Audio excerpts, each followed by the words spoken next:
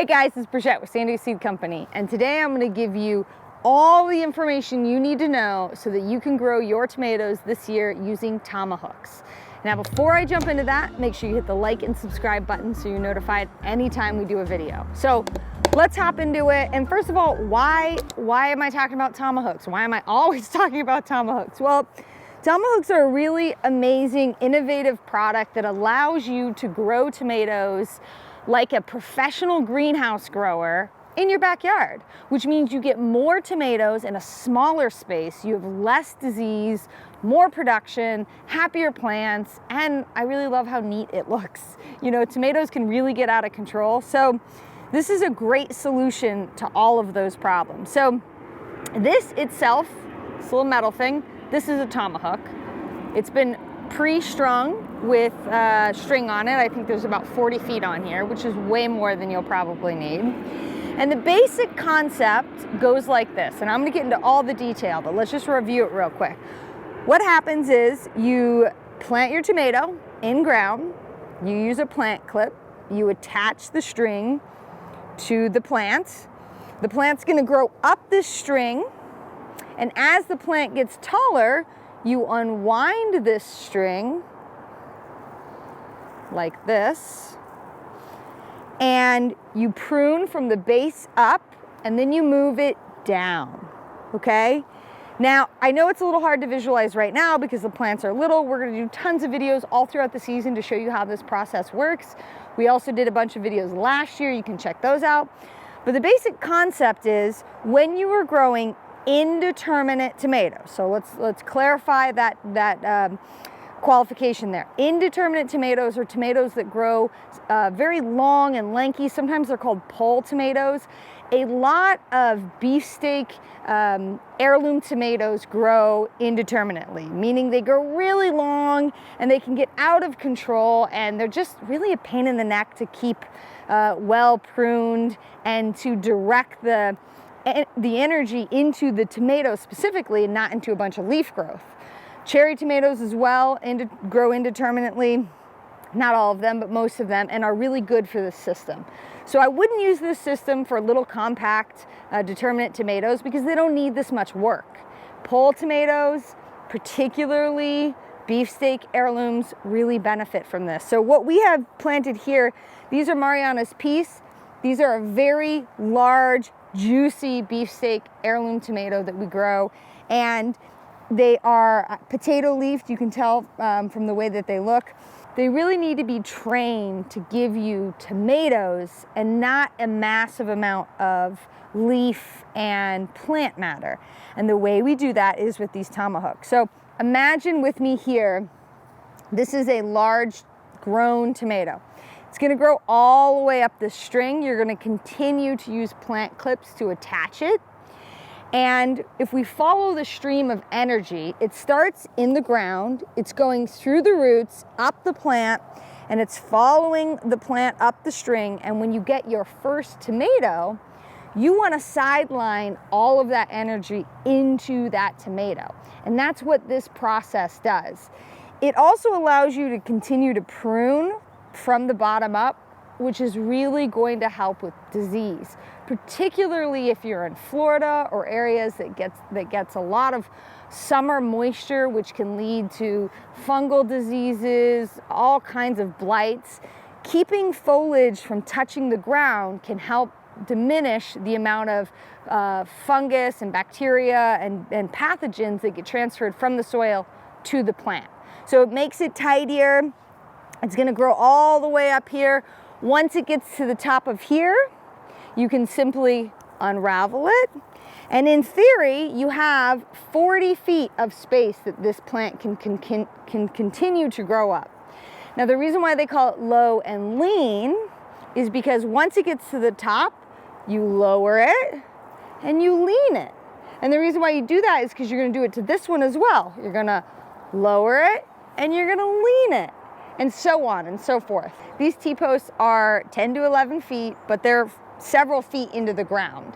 The taller you can make your trellis system, the easier it is in the sense of you have more space to go up. But obviously, you get too tall, you need a ladder. So, you know, that defeats the purpose. These are, let's say, I'm almost 6 feet, so these are about 6 feet. And because I have this system where I can continue to unwind it, in theory, I've got 40 feet of growing space, which is really important.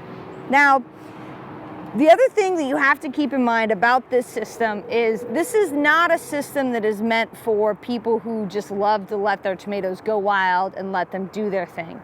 It requires constant pruning to train the plant to do exactly what you want.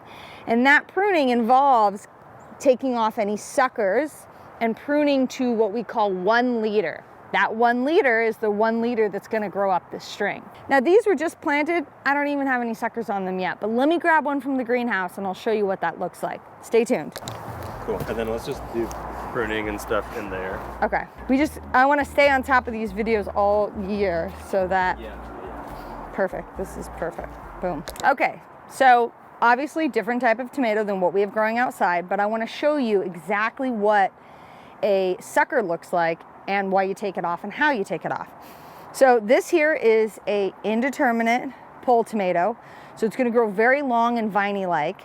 And I need to direct all the energy into producing fruit versus producing massive amounts of foliage and not enough fruit.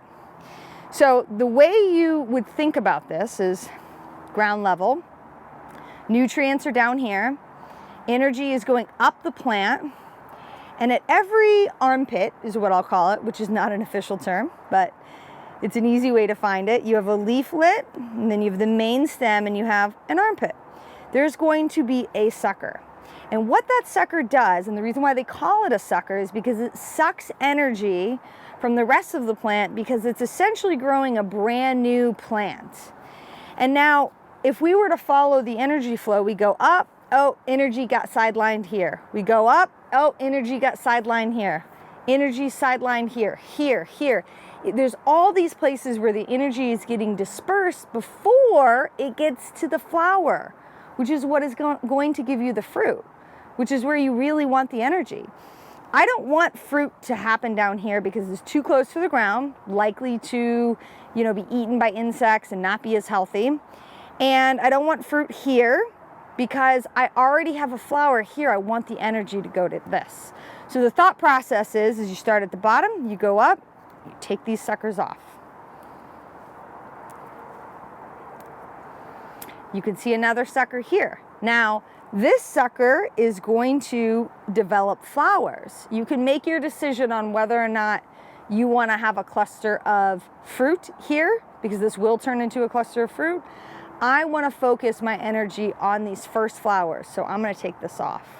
A neat thing about this is you can actually very easily plant this. You can root it in some water and plant that out, and that'll turn into a whole nother tomato. So you can have endless tomato plants if you want.